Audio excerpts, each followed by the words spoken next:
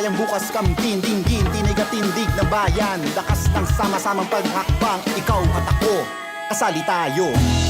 Halika na't makinig sa DZUP 1602. Tayo na't makinig sa DZUP 1602. Ikaw ako tayo sa DZUP 1602. Kasali ka.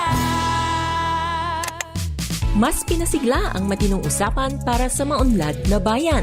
Simula ng araw sa kwentuhang may utak, kwentuhang may puso. UP, atin to, sa alas 10 ng umaga.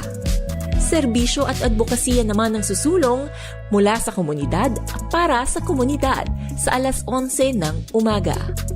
Pagpatak ng alas 12 ng tanghali, sabay-sabay tayong matuto sa 2 oras ng Radio School, ang inyong classroom on air. Hitik ang araw sa kaalaman at kabuluhan dito sa DZUP 1602, inyong kasali ka. Hitik ang araw sa kaalaman at kabuluhan dito sa DZUP 1602, inyong kasali ka.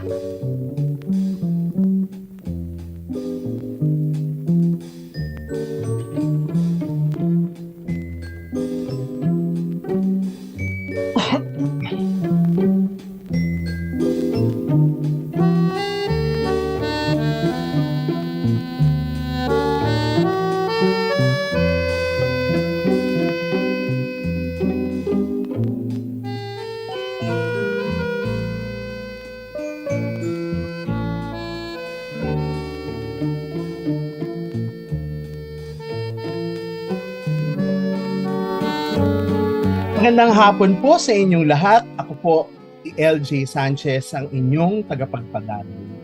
Ang ating pong napakinggang tugtog ay pinamagatang Ito Kaya ay Pagmamahal ni Leopoldo Silos at Manuel Villar mula sa koleksyon ni Dr. Michael Corosa. Kayo po ay nakikinig, nanonood sa DZUP 1602 Kasali Ka, para sa isang natatanging programa sa pakikipagtulungan ng Pamilya Cristobal, Union ng mga Manunulat sa Pilipinas at Departamento ng Broadcasting, Kolehiyo ng Komunikasyong Pangmadla ng UP Diliman. Ito ang ika-12 Adrian Cristobal Lecture, isang serye ng mga lekturang taunang nagtatampok sa ilan sa mga mataginting na tinig at isip ng ating panahon. Ang programang ito ay napapanood din sa ating mga katuwang pangunahina ang Umpil at kanilang Facebook page at iba pang kaibigan. Ang lekturang ito ay naging posible sa walang maliw na suporta ng pamilya ni Adrian Cristobal, manunulat, mandudula, mamamahayag at editor at tagapangulong tagapagtatag ng Umpil. Ginaganap ang lekturang ito tuwing Pebrero 20 ng taon, ang araw ng kanyang kapanganakan. Bago po tayo pumalaot sa ating programa, nais ko lamang pong kilalanin ang mga bisita sa loob ng silid ng Zoom o Zoom room. Naririto po ang aking mga kasamahan sa Umpil, ang ating Sekretaryo General, si Dr. John Eremil Teodoro, Direktor ng Bienvenido Santos Creative Writing Center, ang ating pong Umpil Vice Chair, si Binibining Susan Lara, si Ginoong Marnie Quilates na isa rin pong awardee ng Gawad Pambansang Alaga di Balagtas, si Binibining Karina Bulasco, Direktor ng Ateneo University Press. Naririto rin po ang isa sa mga anak ni Ginoong Adrian Cristobal, si kagalang-galang na kalihim Adrian S. Cristobal, at si Binibining Arin at Rhea Cristobal. Magandang hapon po sa inyong lahat. Para po sa pambungad na pagbati, pakinggan, panoorin po natin si Binibining Susan Lara, mangangatha sa Ingles at tagapangulo ng Umpil, at Dr. Fernando Paragas, dekano ng Kolehiyo ng Komunikasyong Pangmadla ng UP Diliman. Maraming salamat, Louis John. Good day to our distinguished guests. I am Susan Lara, Vice Chair of UMPIL, welcoming you to the latest edition of the Adrian E. Cristobal Lecture, an annual lecture series established by the Cristobal family in 2011 in collaboration with the Union ng mga Manunulat sa Pilipinas. For the third consecutive year, we give you this lecture online and are happy to be joined by our viewers from various parts of the world who are watching through our Facebook page, and for the first time, happy to be joined by our team. We hold this lecture series to honor the memory and intellectual legacy of the late Adrian Cristobal, renowned author, founding board member, and former chairman of UMPIL, whose birthday we celebrate today, February 20.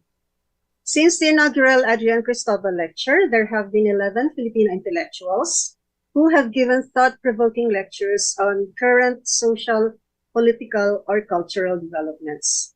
Today, we offer you with great pride the 12th Adrian Cristobal Lecture entitled Surrender, Resistance, and the Lies That Bind, to be given by the noted journalist, passionate defender of press freedom, freedom of speech, and fundamental human rights, our very own Umpil Gawad Pabansang Alagad ni Balagtas for essay in English, Inday, Espina, Varona. Thank you all for coming today, and again, my warmest welcome to all of you. Magandang hapon sa ating lahat. Sa ngalan ng Kolehiyo ng Komunikasyong Pangmadla, malugod ko kayong binabati sa inyong pagdalo sa ating Adrian Cristobal Lecture ngayong hapon. Medyang malaya at mapagpalaya ang minimitihin ng ating kolehiyo.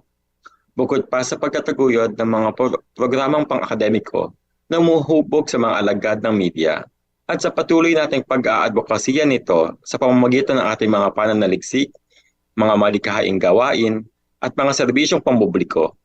Napakahalaga ng mga extracurricular activities at kolokya sa pagpapalalim at papapalawig ng kaalaman ng ating mga mag-aaral at mga kababayan tungkol sa mga isyong panlipunan, politikal at kultural.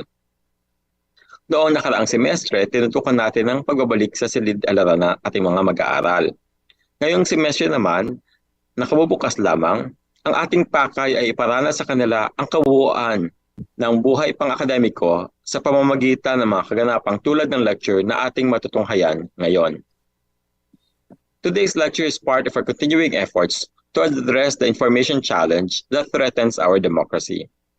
For our democracy to thrive, our public must be able to make sound decisions based on substantive and factual information, the circulation of which is enabled by a free press, but which is now being threatened or held hostage by purveyors of dis, and malinformation. Together, however, we stand and strengthen our ground to protect and promote ethical speech yon ng mga manunulat sa Pilipinas at ang pamilya Cristobal at ang aking mga kasamahan sa Departamento ng Broadcast at DZUP sa patuloy na pagpapasimulan ng lecture series na ito. Higit sa lahat, pinasasalamatan ko si Inday Espina Varona sa pagtanggap ng ating imbitasyon.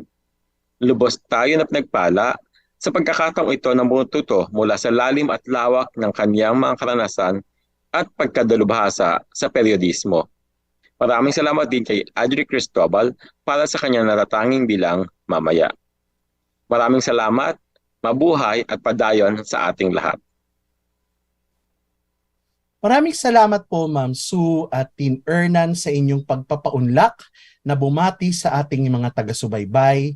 Ngayon naman po ay pakinggan at panoorin natin ang mga kapamilya ni Adrian Cristobal upang ipakilala ang Adrian Cristobal Lecture Series. Narito po si Binibining Selina Cristobal, kasapi ng Kalupunan ng UMPIL. Maraming salamat sa lahat. Maraming salamat sa lahat na nandito sa 2023 Adrian Cristobal Lecture, the 12th in this commemorative series.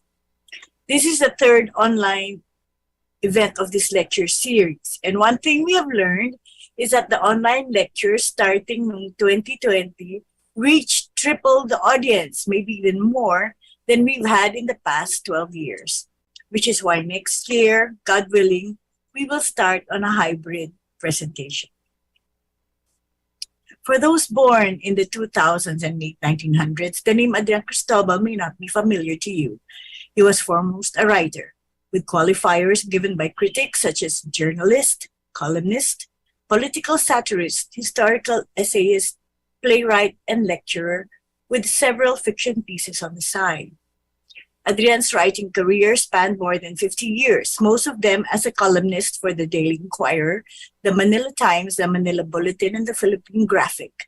His short stories and essays appeared in many anthologies, and newer pieces were developed in the publications of the literary group The Ravens, a friendly group of writers who found a literary reason to imbibe alcohol regularly and officially, and almost always hosted by their muse, the poet Virgie Moreno. Adrian had only 3 publications, a selection of essays in occasional prose. His more literary musing is Pasquinades, and the last, and I believe one of the most beautiful books in publishing history of the Philippines, The Tragedy of the Revolution. And finally, here is the roster of our speakers for the past 12 years. In 2010, our first lecture was Jim Abad, our national artist, last year. Next was Virgilio Armario, national artist, followed by the eminent scholars Resil Mojares and Reynaldo Ileto. A year before the election, Solita Monzon warned us of the pitfalls of political dynasties, and Marites Vito looked at the context of the elections. Poet and columnist Krip Yuson talked of fake news, fiction, and Facebook's likes. Except for Ms. Monsod, all these lectures were published in the first compilation of the AEC lectures, which you can buy from me. Then in 2018, we had Professor Soledad Reyes, and 2019, Cristina Pantoja Hidalgo, novelist and professor. We invited Justice Carpio to reiterate his advocacy, and 2 months after lockdown, we heard Ninoche Carrasca deliver her piece from New York. Last year, also from New York, was the moving and timely lecture of Ms. Sheila Coronel.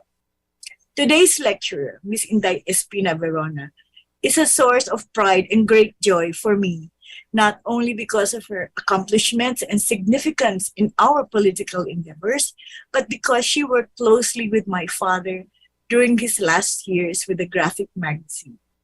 As captain, Adrian was very fond of Inday and the young crew in that literary ship. And so am I.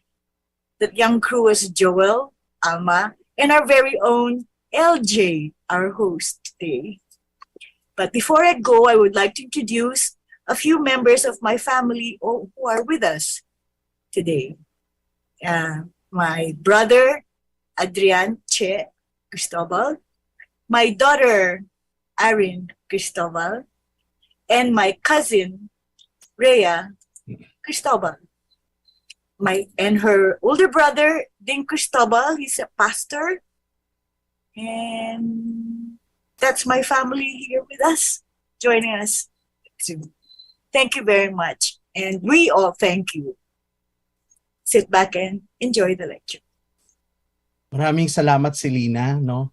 Dami kong na-skipan din kanina, no, noong nagpapakilala. So hindi ko nabanggit, nandito na po sa silid yung ating tagapangulo, si Dr. Michael Corosa, no, na may-ari ng mga maraming plaka at ng napakinggan ninyong tugtog kanina. At naririto rin po sa silid na ito ang ating pong Chairman Emeritus at National Artist for Literature, si Dr. Virgilio Almario. Magandang hapon po sa kanilang lahat at maraming salamat po sa inyong pagdalo. Maraming salamat muli, no, kay Selena at sa pamilya Cristobal sa patuloy na pagtataguyod ng programang ito. Hindi na natin patatagalin pa ang ating paghihintay. Karangalan ko po na maatasang ipakilala ang lecturer para sa taong ito. Ang ating pong mapapakinggan at mapapanood ay mamamahayag, editor at kasalukuyang head of regions ng Rappler. Kinilala ang kanyang natatangi at matapang na pag-uulat sa Jaime V. Ongpin Awards, sa Reporters Without Borders Prize for Independence at iba pa. Tumanggap din siya ng Marshall McLuhan Award mula sa pamahalaang Canada, at naging fellow sa John S. Knight Professional Journalism Fellowships ng Stanford University. Noong isang taon, gaya ng nabanggit, ginawaran siya ng umpil ng Gawad Pambansang Alagad ni Balagtas para sa sanaysay sa Ingles.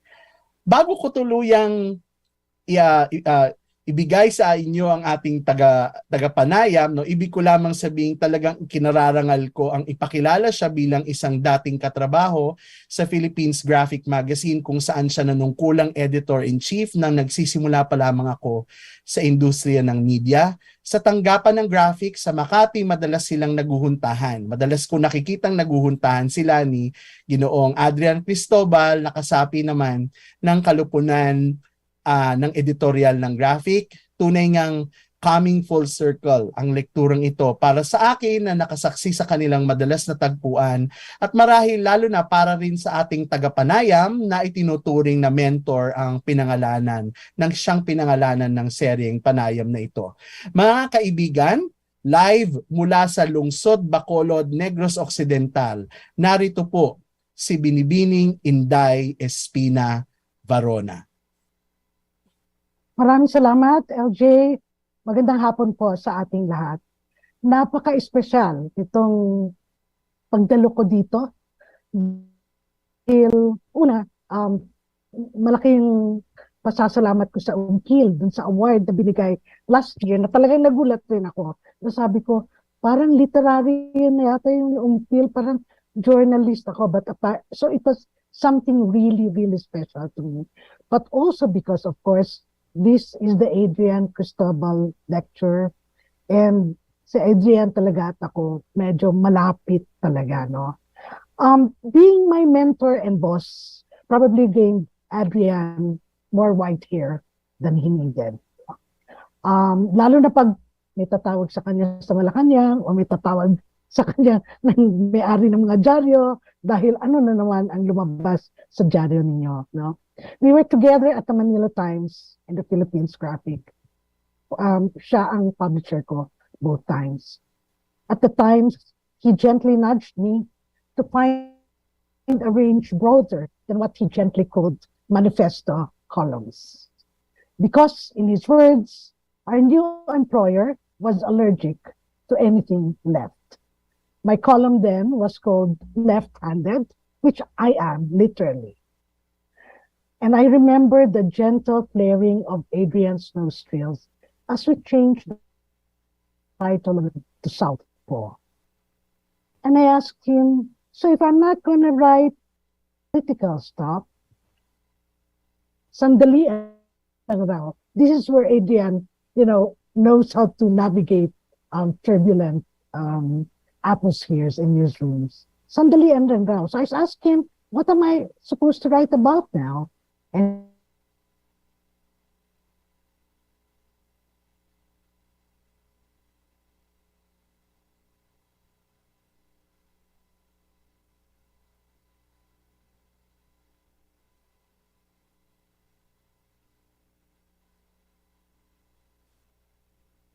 Okay, so babalik tayo sa Bacolod. Ito na. Inday, are you Yeah. back? yeah, I'm back. there. Okay. Okay. So he later enjoyed what he called the bragging rights for bringing orgasms and similar topics into the main opinion page. But seriously, as a mentor, I owe him a lot. He taught the discipline of writing 600-word editorials. Yun ang golden standard yun para kay Adrian. And as a publisher, he had a very light touch and subtly backed our unofficial strike that forced Mark Jimenez to finally cough up 2 or 3 months salary arrears that he owed the staff. So Salinas' brief was to tackle anything relevant to the times. Napakalawak. Sabi ko, teka muna, ano yan? Well, I listened last year to Sheila Coronel's lyrical, moving lecture where she discussed the challenges the nation faced in the final stretch to the May 9, 2022 elections. So, sabi ko, diretso natin, post-elections na tayo, ano nangyari sa atin? So, now, On the night of May 9, 2022, my mobile phone was silent for around 3 hours because I was part of a panel dissecting or trying to dissect the partial unofficial count of the national elections. So walang sound, no buzz, but every minute or so, the laptop screen would lit up with messages. First, anxious questions, usually from my sisters. Ano na, you know? Then came the demands for explanations.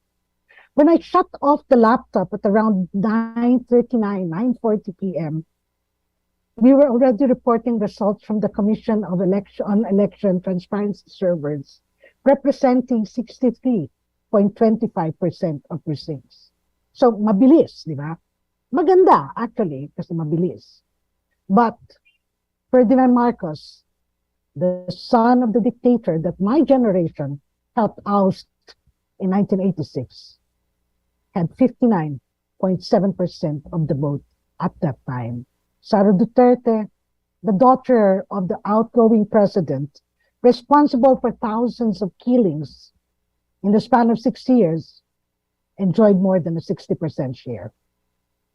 So fast, furious interrogation came from kin and friends. And these had two main themes. First, why was the media not calling out alleged manipulation of election results? The answer simply was because we could find none apparent. And even Leni Robredo, the losing presidential candidate, acknowledged this in December 2022. The May 2022 vote reflected actually the trajectory of surveys during the campaign season, much like the surveys in previous elections, accurately predicting the winners, whether we like them or not. Now, the second theme was this. How could a campaign that had drawn together tens of thousands of volunteers, sometimes hundreds of thousands, across generations, across economic classes, and even ideologies, lose to a man who stammered and lost the thread of thought the rare times he faced anyone other than a fawning psychopath? Well, I had no short answer to that, just as there was no easy explanation for the questions my grandkids asked. Why was Rodrigo Duterte, killer of thousands, stepping down with an extraordinarily high satisfaction ratings? EJK numbering between 7,000 to thrice that, depending on what you use for accountability. A pandemic management strategy that brutalized the most vulnerable sectors while rewarding his friends with billions of pesos worth of overpriced contracts. In the last weeks of April 2022, 78% of adult Filipinos gave Duterte a thumbs up. Only 13% were dissatisfied. So I was wondering, why was anybody surprised by Bongbong Marcos' victory? But many were shocked. By the time Congress proclaimed on May 25, the next gen Marcos and Duterte, President-elect and Vice President-elect, the gas of shock had already turned back into jeers and howls, reminiscent of what we heard in 2016, the year the Southern Vortex spewed the mailed fist that ripped off the political and cultural signposts of an already fragile, wobbling democracy. In 2022, the Southern sludge met the Northern muck. And those who had labored for deliverance could do nothing but hawks spitballs at the mob they blamed for shoving the nation anew back into the clutches of demons.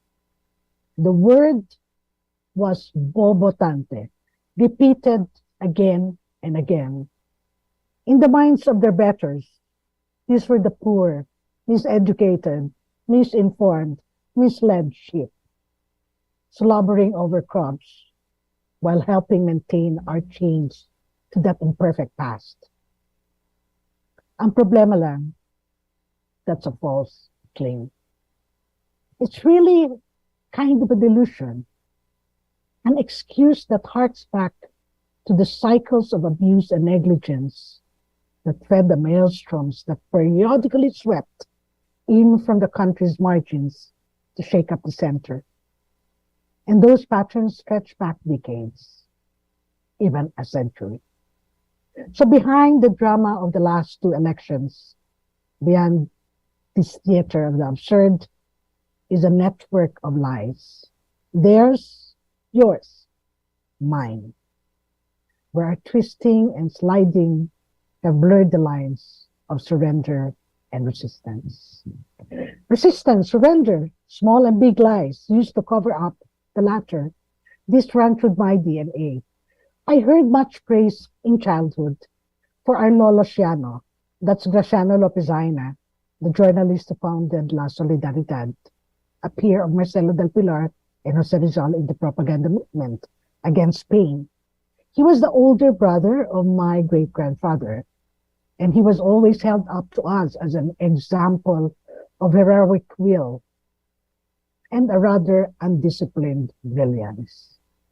On the Espina side, there was Lolo Vicente, a writer and poet exiled to Hong Kong by the Americans, and Lola Nenen, the journalist and novelist Lina Espina Moore, who in a smoky voice regaled us about with the errands that she ran for World War II guerrillas. And then there were our parents, a Vatican II couple, outward-looking Catholics who believed that to whom much is given, much is expected in return. And yet, Dad and his family were also constantly talking about the need to compromise, to work within the system. And he was the master there. Rolando Lopez Espina, Dad, once worked for the Chronicle, owned by the Lopez clan. He had other tasks outside of his official job description, mainly doing errands for the late Vice President, Fernando Lopez, who considered him a relative. My dad's parents came from Iloilo too. Now, he was enough of an insider to be handed bags of money for local officials in the 1969 election, earning a scolding from an uncle for returning part of the cash. I didn't really know what the hell was the journalist doing with, bags of money, but that's what they said. He was also enough of an insider to be dispatched as the bearer of bad news to colleagues in Negros Occidental when Magros declared martial law. With newspaper shattered, he worked as the executive assistant of Governor Alfredo Montalibano Jr. until Dad departed for the United States in 1985. He never told us why he left. And he came back immediately as soon as Marcos fell. Nanay, my mother, said he had had enough. That we could relate to. Because Dad's job was akin to refereeing the upheavals of our social volcano. That's what Negros Occidental was called. We learned very early in life that our home was a public space. Because before breakfast, sunburnt men and women would be at the gates, and they would be given seats in our humble living room or the garage. And as the clock ticked on, batches would end up huddled with Dad in a 12-seater mahogany table with legs made of mangroves. So I was a nosy kid with a talent for blending into the background. And on non-school days, I would drag my older brother, Nonoy, also a journalist, to a small corner beside the buffet table. And there, partly hidden by floor-length curtains, we would listen to a litany of rules. Arrests galore, animals and crops seized, landlords' goons driving field hands off the agenda at the slightest hint of unionizing, unpaid wages, and killings. Lots of killings. The people came to our house because the governor didn't want them at the capital. They came to our house because the governor asked Dad to negotiate the fault lines of our province quietly. Now, it wasn't just the governor who sent Dad on errands. He and Nanay were very close to the late Kiri, Bacolod Bishop Antonio Fortich, who would dispatch Dad whenever trouble could be averted. And Dad would reserve days for calling in constabulary and army officers. These sessions, which went on for hours, were strictly off limits to us. But when things blew up, the bishop's thunderous voice and bigger-than-life presence were the nearest thing to divine intervention that Negros Occidental had. The thing about Dad was he always tried his best to answer our questions, no matter how uncomfortable these were. Family meals were zona libre once we got to dessert. He knew of our eavesdropping because he'd crack his head at me and say, "What didn't you understand today?" And that was the sign for us to start asking questions. He did not sugarcoat the harsh conditions in the hacienda or hide the brutal response to the early years of organizing sugar workers. He was upfront about hunger and corruption that spawned the famine that killed Joel Abong and other children of the king. Dad used to say that it was Nanay who kept him honest. Nanay from a family in what they probably called back then the wrong side of the tracks. She was the only daughter of a Chinese orphan girl and a lumberjack laid off due to ill health. She was his North Star and ours.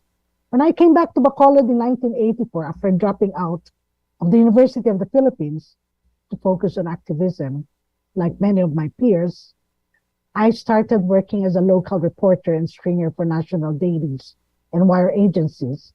I would hammer out articles on Dad's typewriter and file, long distance, collect stories full of death, the quick, violent kind, or the gradual snuffing out of lives. Within 2 months of my arrival, the provincial hospital where Nanay was head of the pediatric unit was overflowing with what media collectively called the Batang Negros. When Joel Abong landed in that ward in 1985, the National Nutrition Council had already reported 350,000 children in Negros as malnourished. Joel, and I covered him, was so emaciated he could not walk. He could not talk. His eyes could barely follow a doctor's finger. His internal organs, starved of nutrients, were shutting down fast. In private spaces, Nanay, Dr. Lourdes Yavora Espina, and other doctors and nurses wept. One time, Nanay just cried while we were having merienda, and we asked her why, and she said that she had a patient who died of diphtheria, and that the cost of the medicine preventive for that was just the price of a lipstick. I never forgot that, the price of a lipstick. And one night at dinner, she asked Dad, why? One word, why? In a soft alto voice that nevertheless sounded like a bullet in that dining room. She stood up and stalked from our dinner table. And Dad knew better than to defend the hacienda system and the dictatorship that cemented its worst aspects. Tyranny had given cronies free rein to plunder, then, as tyranny under Duterte had given his friends free rein to plunder over the last 6 years. The sugar trading monopoly under Philsuka Manasutra controlled the movement of goods. Never mind if you were just getting supplies for your family. You had to beg for that. These agencies and officials dictated when you would get paid, how much you would get paid. They made a killing by selling sugar for high dollar prices and then declaring low exchange rates. Nobody could complain because nobody saw the books. Nobody demanded to see the books because displays of punitive action against select members of the so-called oligarchy had turned strutting hacenderos into very cowed subjects. Authoritarianism, meanwhile, reinforced the powers of plantation owners who subsidized the military for the privilege of turning government forces into their private armies. These favored few raked in profits, but most of the sugar planters saw income dwindle to a trickle. They could not pay crop loans, so they abandoned their farms. 190,000 sugar workers, 1 million dependents, left to fend for themselves. Many, of course, fled to the city, but in a monocrop economy, there were no jobs to be found. So just a stone's throw away from the cathedral of Bacolod City, children died literally of starvation. Merong mga words in the Hiligaynon language for hunger. There's gutom, which is also the same in Tagalog, for when meals are an hour late or maybe even half a day late. And then there is tigkiriwi. Tigkiriwi is when the beast scrapes across your guts and your mind moans after going without food for days. The tigkiriwi haunted the hovels of sugar workers during the Tiempo Muerto, the season between planting and harvest, when income from piecemeal or daily jobs dried up for 3 or 4 months. But from 1980 to 1985, on the rich volcanic earth of Negros, Tigkiriwi stretched for years, became Tiempo del Muerto, the time of death. While Roberto Benedicto, of course, had assets of around 800 million in 1983, according to Ricardo Manapat's book, Some Are Smarter Than Others. Ferdinand Marcos Jr. talks of a golden age. The gold was only for their cronies. The masses got starvation. And because of that, conflict peaked in our island, in our province, in 1985. In September of that year, while covering a well-gone bayan, a people's strike, an alert came. Paramilitary troops had opened fire in Escalante. We rushed there to see marks of blood on the street fronting the town hall. Behind the rally area, a bank's facade was riddled with the marks of bullets from an M16 machine gun. And until today, the bullet marks are there. When we arrived, some bodies were still on the wide veranda fronting the town hall. We approached, but then froze as the machine gun swung in our direction. We retreated, of course, but a friend smuggled me inside the local hospital. There, wounded youth cried out for their mothers. Dozens were wounded. Many died. Sugar workers tried not to groan. And doctors threw out curses at the men who had caused so much mayhem amidst a peaceful rally. My byline came out in the Mr. and Miss special issue that bannered the massacre. But I had lost my copy and other articles for a long time, and only got hold of the story again when Carl Patrick Chuyat of Project Kanuta included it in their digital library. In 1985, hardly anyone we interviewed would allow us to use their names. One of them was a young student whose life was saved when a male companion threw his body over hers. Her savior died. 2 decades later, in 2016, I tracked down Birgirita Kalinog. She said they were all prone on the grass. She said there was no skirmish. She said the assailants shot to kill. Virginia still wept at the memory 20 years after the Escalante massacre. So did Bernardino Patigues, who felt the heat of gunpowder as a hail of bullets exploded around him like burning coal, he said. Those two videos are on YouTube. Go search for it. Listen to their own words. In 2019, Patigas, then 72, and a councilor of the town, was shot dead in a daylight ambush after being red tagged by local state authorities. Negros by 2019 had once more become a killing ground. Dozens of sugar workers and farmers, lawyers and human rights defenders fell in northern Negros Occidental and Negros Oriental in the time of Duterte. And the tentacles of Marcos and martial law are long entangled in the rich earth of my home province.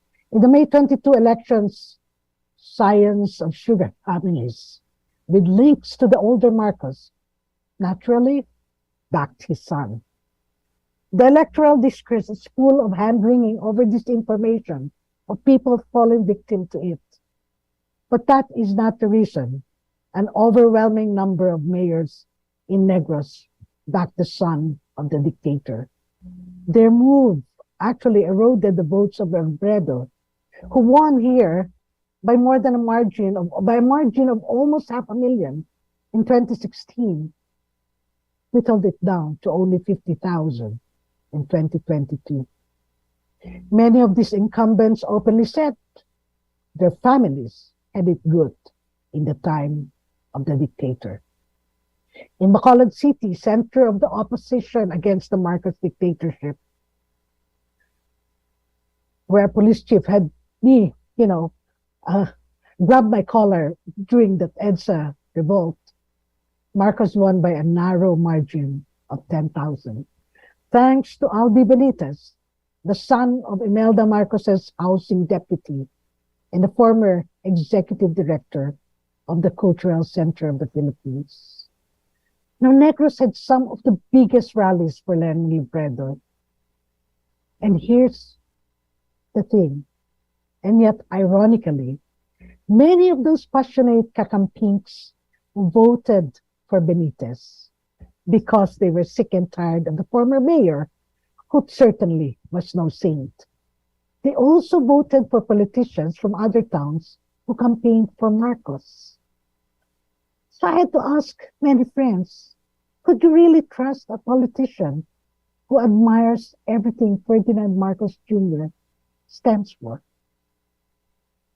Except it is not just in Bacolod City, where voters, that's you and me, can compartmentalize the contradictions in our political choices.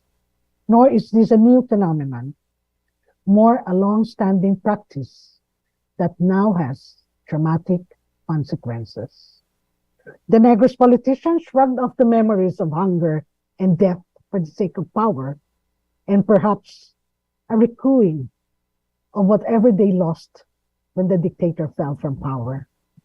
And in October 2022, just 5 months after 70,000 pink-shirted Negrenses chanted "Never again, never forget," and Marcos, Marcos magnanakaw, Ferdinand Marcos Jr. and his family were guests of honor in Bacolod's first post-pandemic Mascara Festival. And yes, many Kakampinks, vociferous, noisy Kakampinks, rolled out the red carpet for the dictator's son at a festival launched in 1980 to help Negros ride out a crisis caused by the regime's rapacity and brutality. And of course, there was never a mention about that in Mr. Marcos' Mascara speech. When I asked them, friends, they just said, but this is just work. And that's how the cookie crumbles. Now, Marcos and cronies like Roberto Benedicto and Danding Coanco brought landowners to their knees. But for many decades before that, sugar workers and their families were already in crisis, facing greater misery whenever they tried to seek reforms or better their work situation. In the 1980s, temporarily, the two groups united once Marcos fled the country. It was back to long-standing hostilities. Those who could have aided them ignored them because of their political patrons. And this is a pattern again in our country. I remember losing my breath in the 2010 election campaign on hearing the daughter of one of the country's richest and supposedly most enlightened families describe their sugar workers as, quote, spoiled, unquote. Her words flashed in my mind in 2017 when news broke out that dozens of Sacadas, migrant field hands, had fled serf-like work conditions that ended with weekly pay slips of 50 pesos and lower. I checked in with some friends who could have been on the streets, had said the culprit being Gloria Macapagal Arroyo. They talked of, quote unquote, tempering protests so as not to give Duterte a weapon. But that's exactly one of the reasons why the alienated flock to Duterte. Where does tempering become capitulation? But it's not just them. It's everyone really in the same boat. I'll tell you this. There was a time when I took a break from journalism and I worked in PR. And my boss was Bobby the Sir. Yes, rather notorious, rather famous crisis PR operator. And I was a think tank. I seldom met people, but every time I tried to leave him, Bobby would just raise my salary and offer more perks. And there were four instances when I asked to leave him. First, when Ping Lacson took him on. This was during the Corazon Banileng. Bobby asked me and I said, no, if you want him as a client, please get someone else. Bobby said, no. And as Ping has acknowledged, returned 5 million pesos, a 5 million peso check. The second was Romeo Halasos in prison for rape that time. And Bobby asked me what we should do. And I told him, we can win this, Bobby. But to do that, you would have to destroy the life of a girl, a minor. And I told him, you have four girls. Why don't you talk to them first and tell them and ask them for their opinion? And the girls agreed with me, and Bobby again returned the money. Then there was Hilarion Ramiro. He was really wacky, and I said, "Forget it, Bobby. He's not worth it. He's really sleazy." And then the last one was someone I knew was personally loved by Bobby the Sir. And I thought that I couldn't ask him to give this up. It was Imelda Marcos. Bobby really loved her, really, really loved her. I don't know why. But I also knew that I didn't spend my early adult life fighting the Marcos dictatorship just to work for Imelda Marcos' interests. So I wrote a letter to Bobby, left it on his desk, went home to cry, and I told him, I'm not asking you to give her up. I understand this is personal for you, but I also hope you understand why I can't do this. Wonders of wonders, that night, Bobby appeared in my house. And he just hugged me and he said, don't leave. I'll foist on another PR person.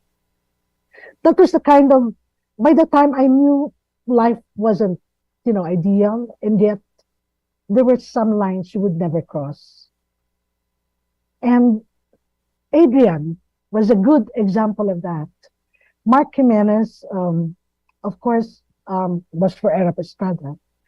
And when Chavit Singson came out with his expose on Erap, at the time, which eventually led to the ouster of Erap, Mark Jimenez killed the story. The story that I had actually edited already. And of course, I went to Adrian and crying, and I said I was going to leave.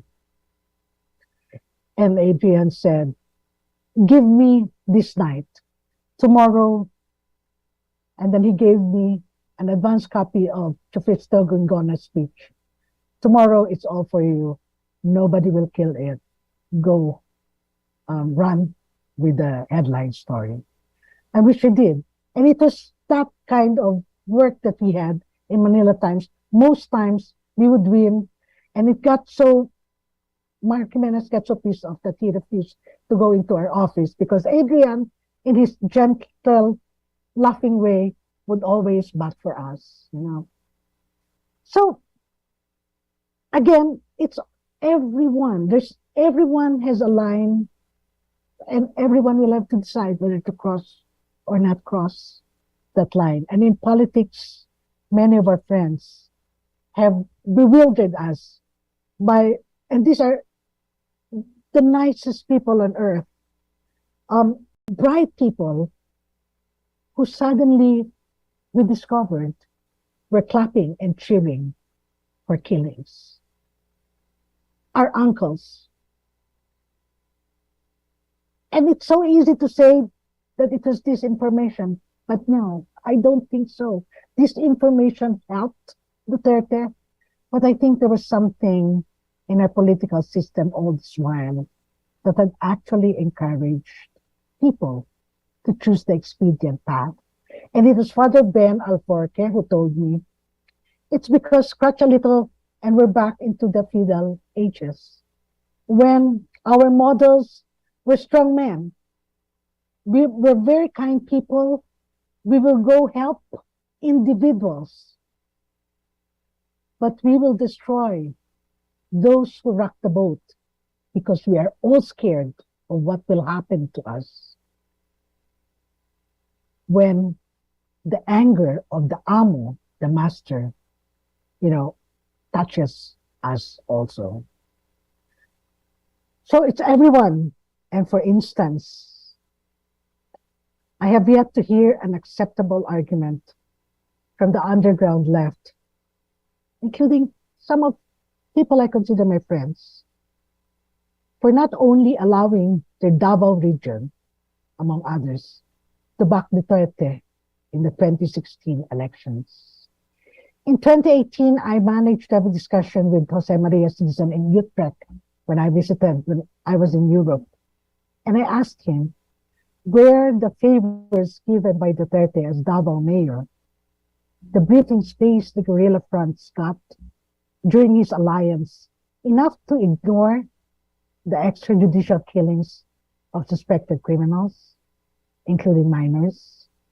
Because for me, that smacks of the word expediency, the very kind of expediency that led to 2016.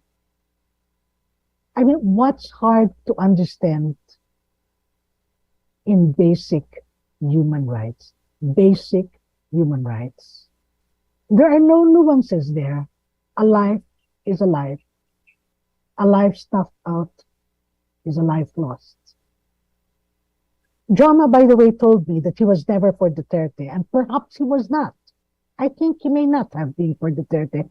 But the problem is when you start dancing with Duterte, you begin to look like him in spots.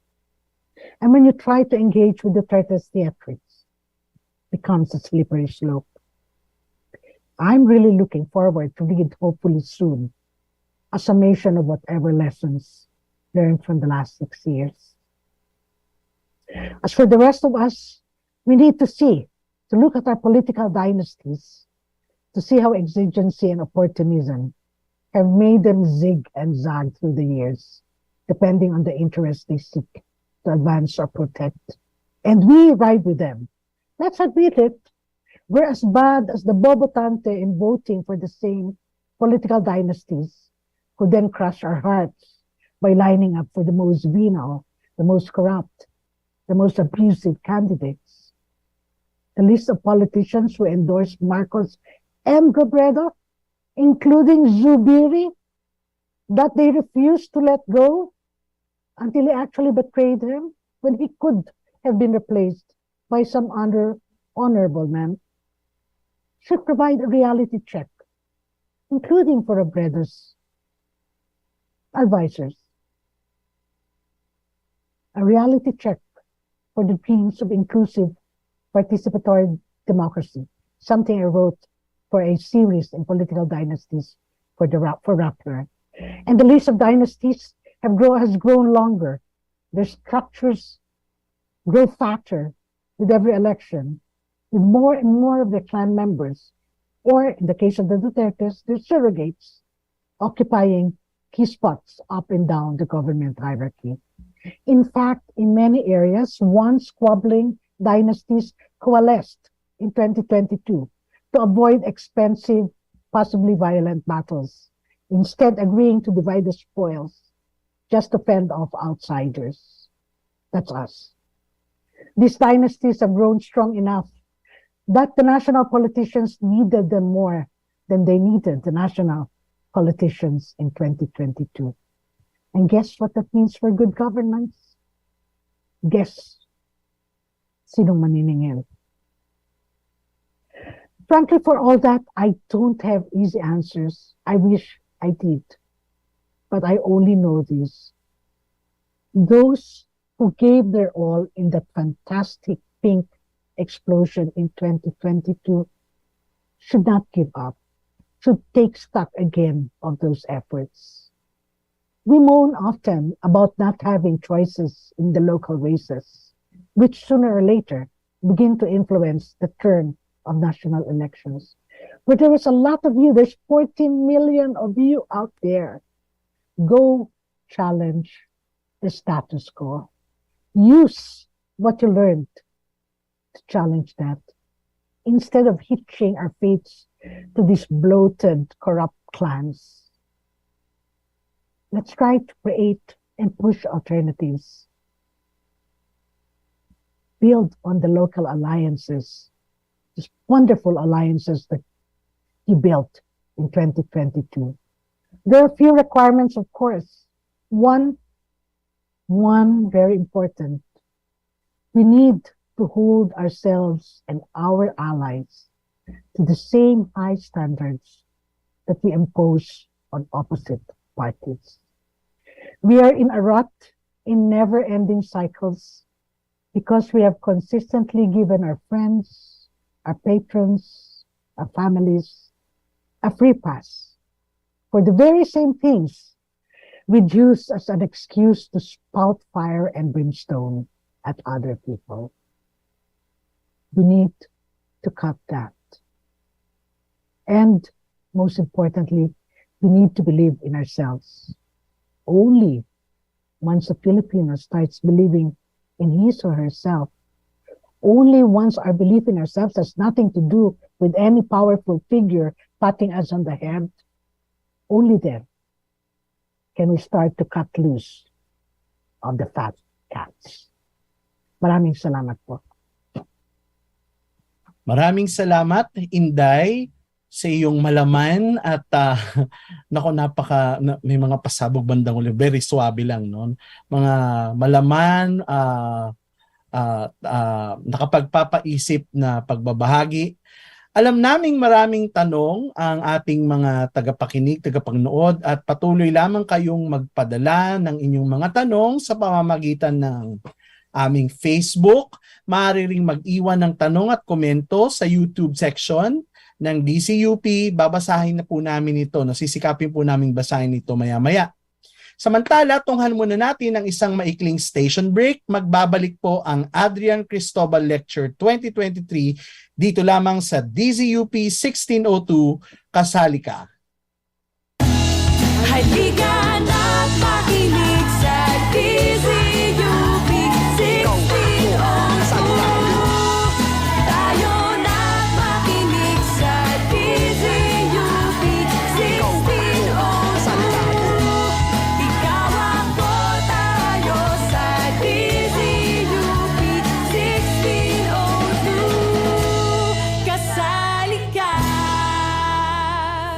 ba magkaroon ng well-balanced meal? Para lang yung pagbuo ng banda. Carbohydrates for energy. Protein for bones and muscle building. Fruits and vegetables for vitamins, minerals, and antioxidants. Huwag kalimutan ng water for proper circulation of nutrients. Altogether, they make a meal for a body in perfect harmony. Isang paalalang kasali ka mula sa DZUP 1602. There, a news article is now published. But is it real, fake, or satirical? Here are some things to consider. Consider the headline. Does it use excessive punctuation? Is the headline trying to invoke a reaction? Consider the source of the information. Is it a well-known source? Are the images used authentic or taken out of context? Whenever you see examples of misinformation, debunk them. Remember, accuracy matters. The truth matters. A message from DZUP 1602. Kasali ka.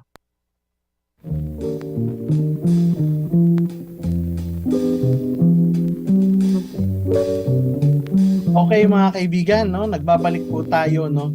Gusto ko lang din munang kilalanin, no, yung presensya ng isa sa mga kaanak ni Ginoong Adrian Cristobal, no, na hindi pa natin nabati, no, mula po sa Kolehiyo ng Edukasyon ng UP, ang ating pong kagalang-galang na kalihim si Dr. Dina Ocampo. Magandang hapon po. At dahil po Pebrero 20 ngayon, no, at kaarawan, no, ni Adrian Cristobal, hindi natin mapalalampas, no, ang araw ng walang kaloob na handog sa ngalan ng kanyang gunita. Pakinggan po natin, no, ang apo at tukayo ni Adrian, ang premyadong kabataang klasikong gitarista na si Adrian Cristobal para sa isang natatanging bilang.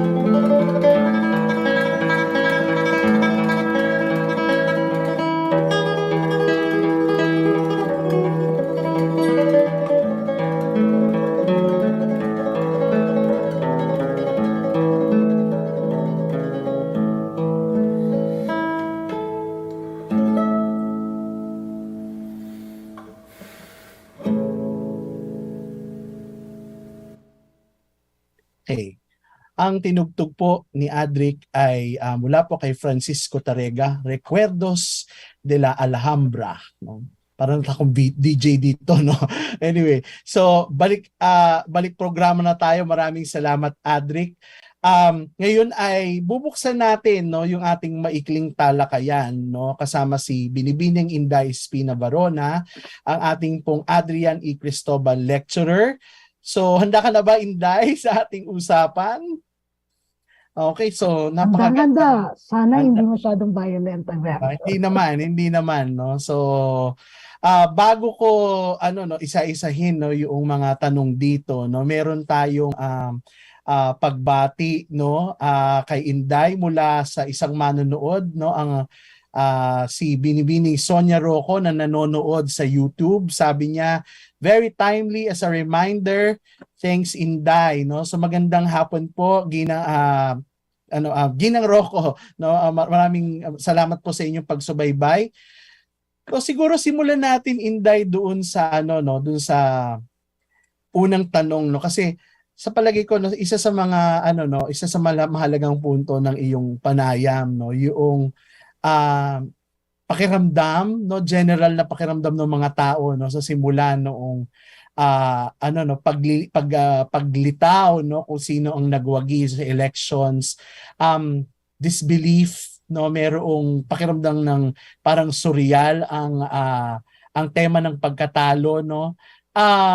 Sa tingin ko, no, naging matagal itong dahilan, no, na hindi makaget over yung maraming tao. Pero ang dami na nangyari ngayon, Inday, no. Andiyan yung issue ng sibuyas, yung inflation, yung chismis na kudeta, tapos yung mga issue ng biyahe ng ating Pangulo. Sa palagay mo, ano yung reading mo ngayon? Ano yung pulso mo ngayon sa kasalukuyang pakiramdam ng publiko, no, hinggil sa pamahalaang ito? Well, naalala ko nung unang nagtalumpati pagkatapos ng pagkapanalo niya si Ginoong Marcos. Especially nung inaugural niya, di ba? Lahat, at kahit even the jaded journalists, no, felt that, oh my God, walang nagmura. Hindi siya nagmura. Hindi siya So parang, the Duterte left the bar so low, you know, that there was this moment of relief, very strong relief na naramdaman. Siguro dun sa, a battered citizenry, battered for 6 years non-stop. Parang, and this goes for even Duterte's fans, you know. Yung pagkatapos parang, just the fact, parang napakalungkot na just the fact na walang pagmumura was a source of parang hallelujah sa mga tao, no? And yet, and also, at yung una napansin ko, no, na si Ginoong Marcos, hindi siya nang-aatake ng tao, no? That's true. He doesn't threaten people, you know. And yet, pag nakita mo na yung mga nangyari dun sa ina-appoint niya sa cabinet niya, mga tao rin ni Duterte. And these were the people in charge of Duterte's more fascist side of things. No? So hindi ko alam kung tinitimpla niya rin na kailangan niyang medyo may sasandalan konti. But it's in the economic, in the bread and butter, in the gut issues that people are hurting, ano. Hindi katawa-tawa ang sibuyas na mahal dahil hindi lang ang sibuyas ang mahal, no. Especially for that. And okay lang sana yung inflation, pero yung nakikita mo lakbay-lakbay, parang naglalamyerda, kahit nasabihin natin official trip yan lahat, parang ang dami laging pamilya, parang are they really necessary? And then the Maharlika Fund. Yes. The Maharlika Fund carries the worst aspects of his father's legacy, which is the lack of transparency, and through systems that actually try to avoid accountability, which is very classic uh, Marcos strategy, no? Meron rin siyang magbayad kayo ng buwis, utang na loob, nagbayad ba siya ng buwis? Hindi naman, di ba? Parang ganon doon. At higit sa lahat, sinabi niya na, di ba? Poprotektahan si Duterte sa ICC. Now, nasa Pilipino yan. Alam natin na hindi pwedeng, ano gusto natin? Na for the sake of, sige nahimik muna tayo, kahit man lang 3 oras at 2 taon, hindi na natin papansinin yung mga pinatay ng panahon ni Duterte. Hindi na natin aakayin ang mga nanay, ang mga anak ng pinagpapaslang without any due process ng panahon ni Duterte. Kasi yan ang gusto mangyari nila Marcos. Pero nasa atin yan. Nobody is going to press a campaign for us except us. So tayo ang magdidesisyon. Ano ang mahalaga sa atin? What we are willing to do for it. Oo. Parang may kinalaman din dyan, no? Yung komento ng isa sa ating mga taga-subaybay, si Bernie Cervantes. Inday, we always wish people would have learned na mayroon tayong pinagkatandaan, no? Yan yung isang komentaryo, no? Meron dito from a certain Rob, no? Is there really a disregard, no, to history or a retelling of another side of the story as they claim it to be, no? Paano ba gagawing relevant pa rin sa mga tinatawag na bobotante, no? Kasi yun isa sa mga keywords nitong lecturer to, ang karahasan sa panahon ng matandang Marcos. Okay. Pwede ka magdebate, no, about facts. Ang problema lang nga yung debate about facts have people tuning out, no. I think marami sa I actually don't like the term bobotante.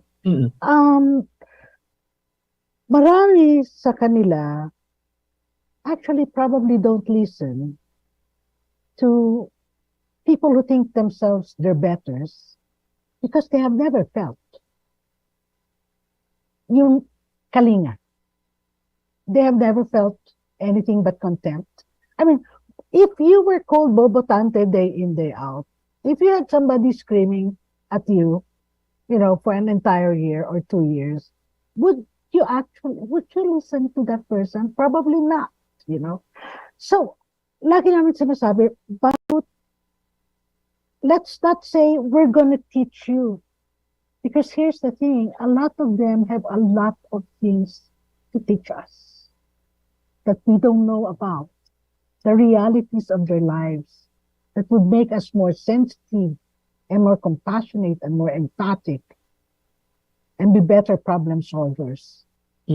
So, hindi dapat na paano ko sila tuturuan, kundi paano kami mag-uusap, paano kami magsasalubong.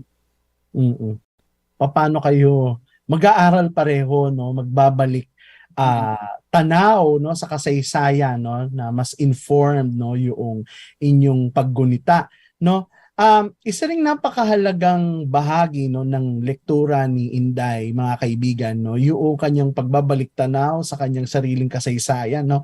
Daming magandang sharing dito, no. Hindi ko matagal ko nakilala si Inday, hindi ko alam na kamag-anak niya pa si Graciano Lopez Haina, no. What a trivia, no, for this afternoon, no.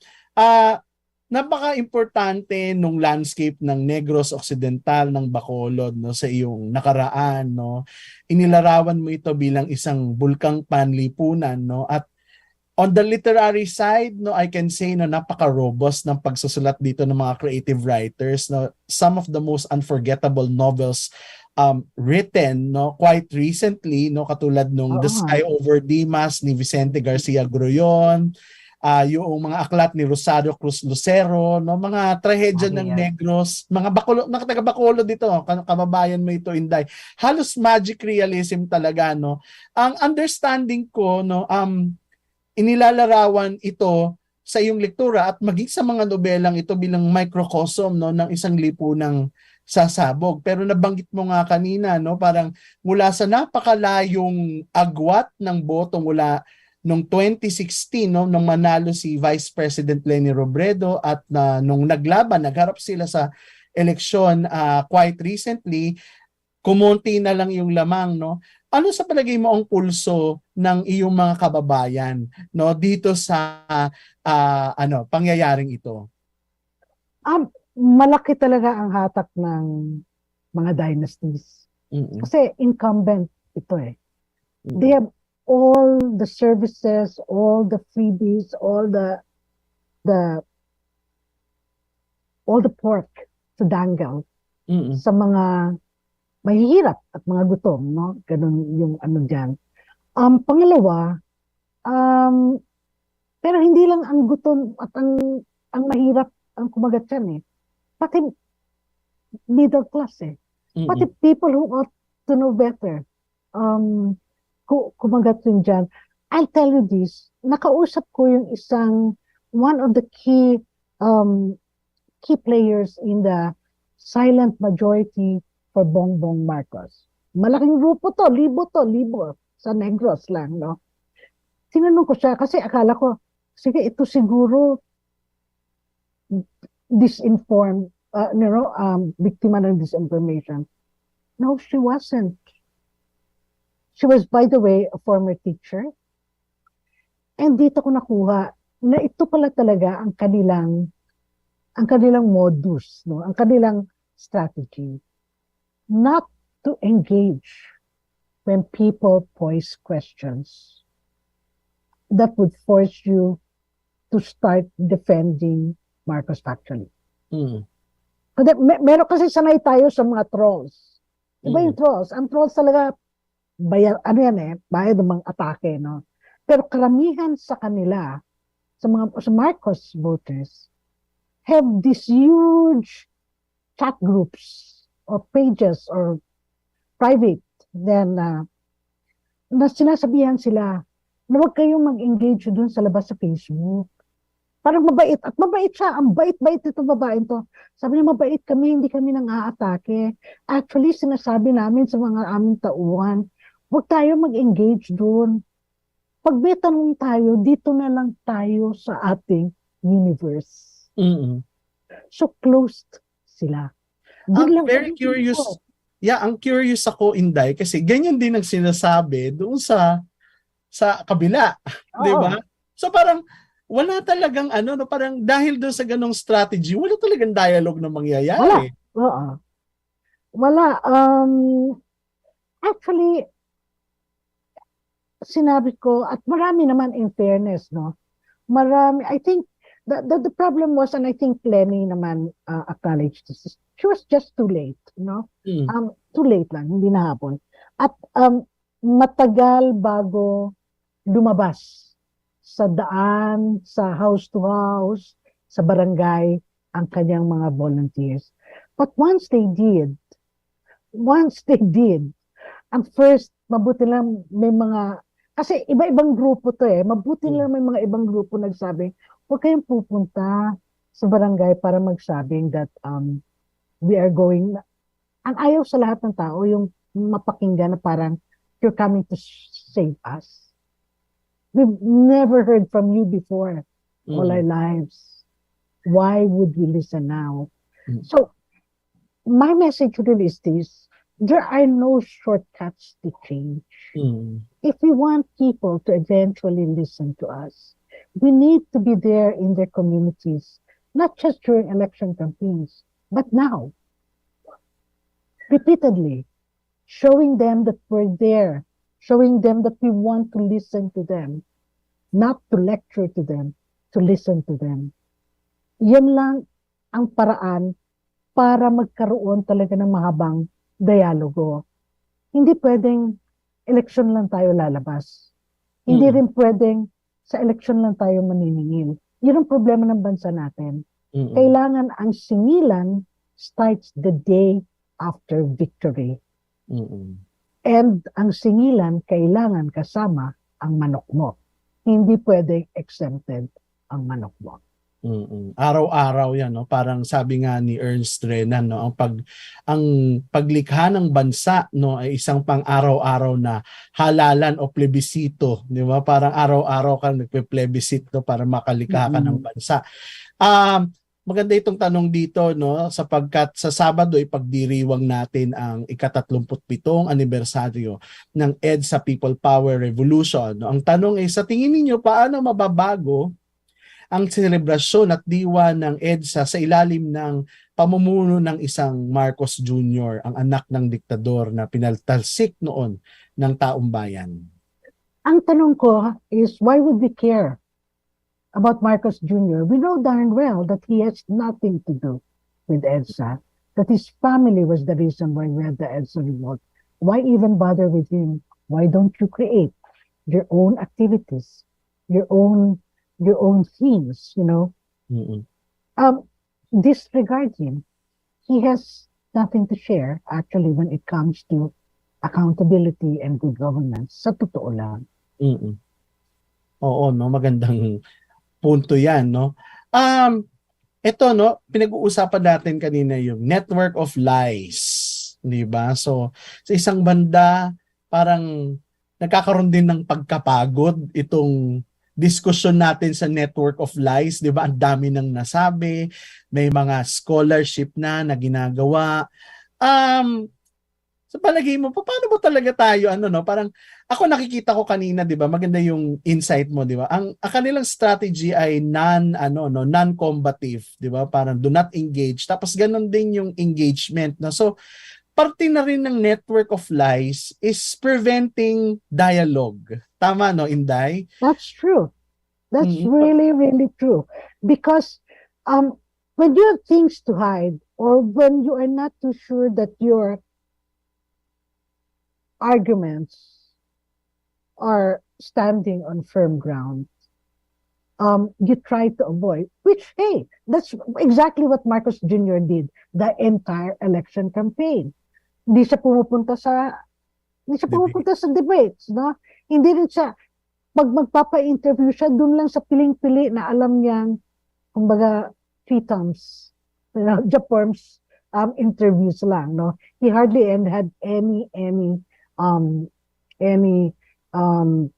really free give and take the interview. And that has seemed to be their strategy. And unfortunately, it worked.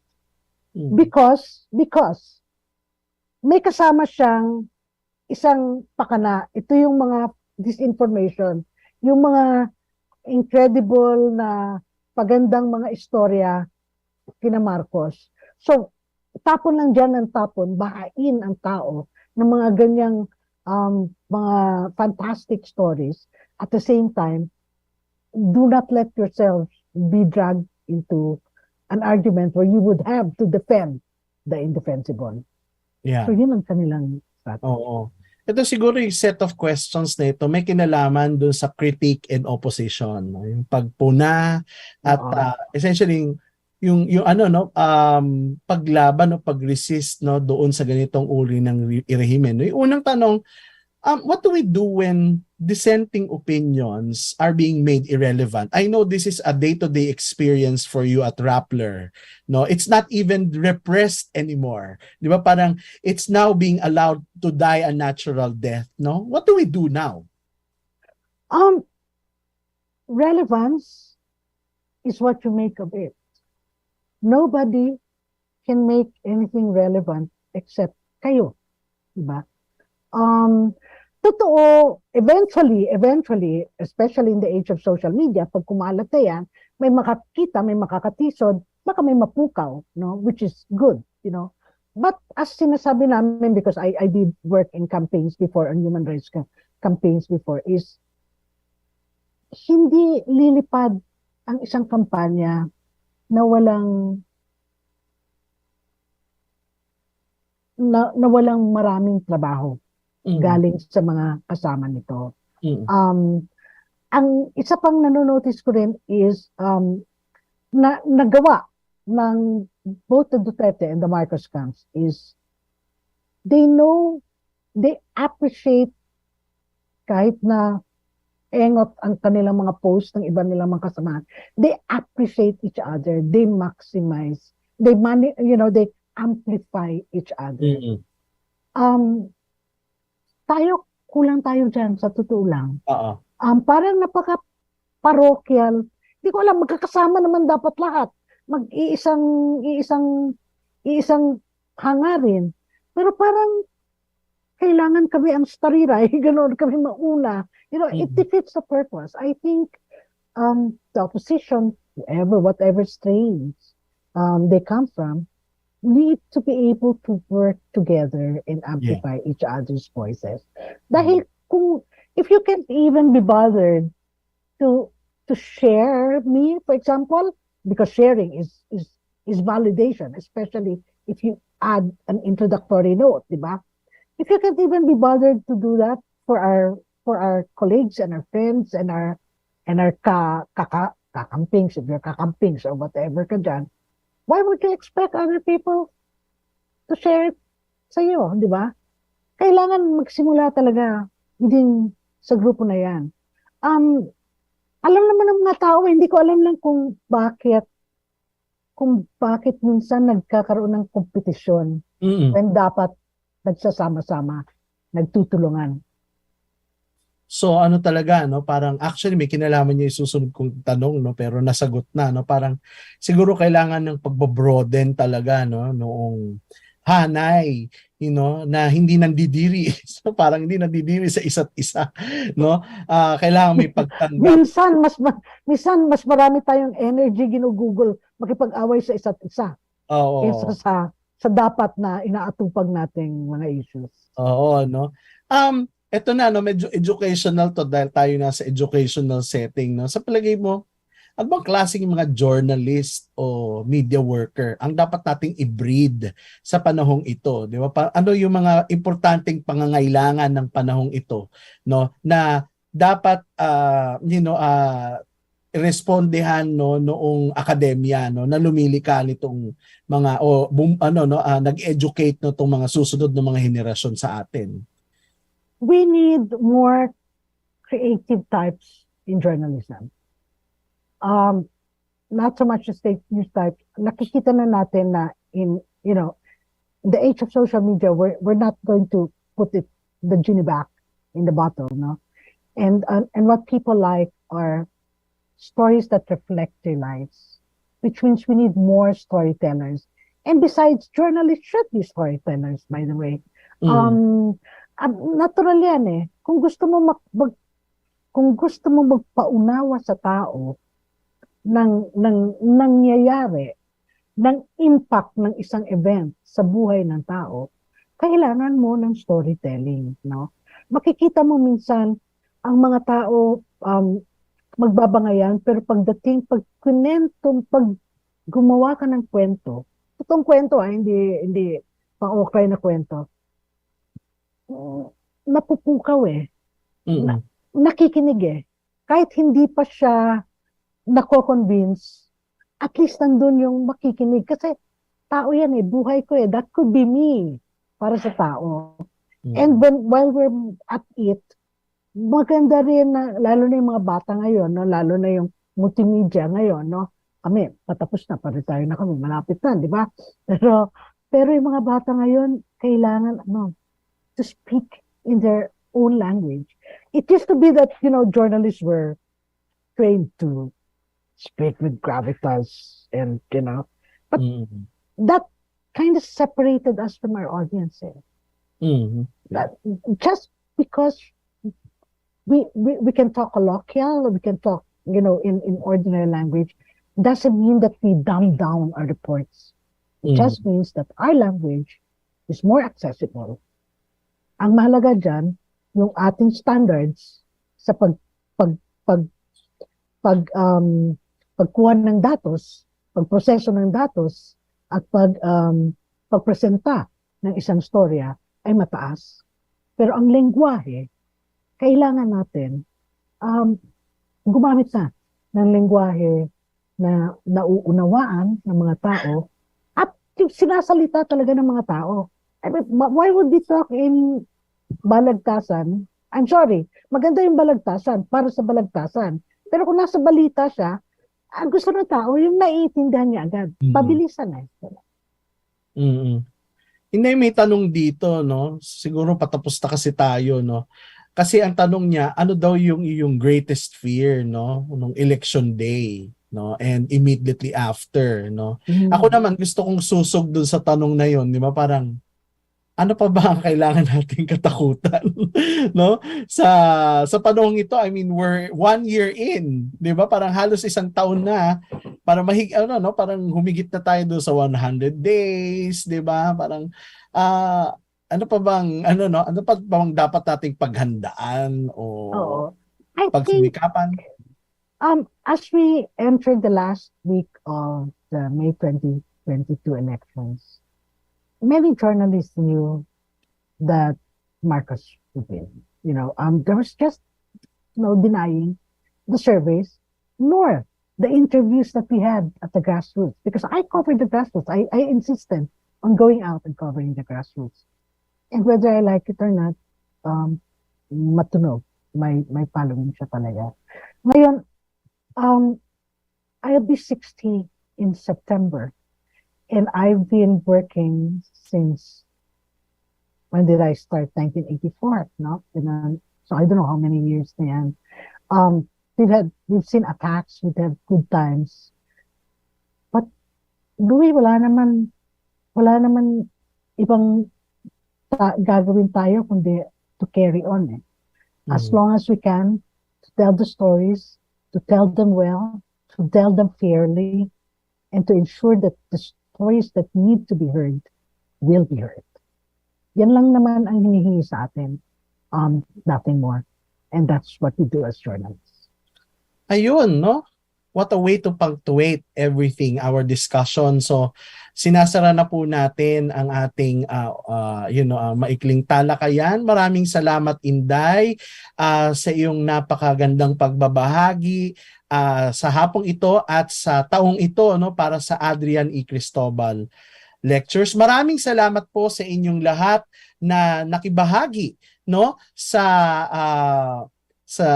gawaing ito. Para ipinid ang programang ito, mapapakinggan at mapapanood naman natin, una, ang tagapangulo ng Departamento ng Broadcasting na si Dr. Alwin Aguirre at ikalawa ang tagapangulo ng UMPIL na si Dr. Michael Corosa.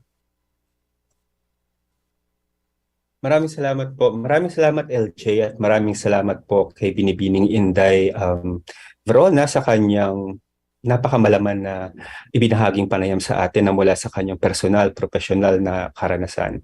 At na ikinagagalak ko po na sa unang pagbabahagi, dito sa unang presentasyon ng ugnayan ng UMPIL at ng Departamento ng Broadcast sa UP Diliman, ay nagkaroon tayo ng espesyal na pagkakataon na mapakinggan ang isang tao na nagkaroon ng malalim at mayamang karanasan na makakatulong sa atin sa pagtalunton sa napakamasalimuot na panahon natin ngayon. At umaasa po ako na sa mga susunod na panahon ay magiging mas mayaman at magiging mas exciting yung magiging ugnayan ng UMPIL at ng Departamento ng Broadcast at DZUP sa ating pagsasama sa mga susunod pa nating proyekto. Maraming salamat po at sana'y nagustuhan nyo ang hapong ito dito sa Adrian Cristobal lecture series. Maraming salamat, LJ.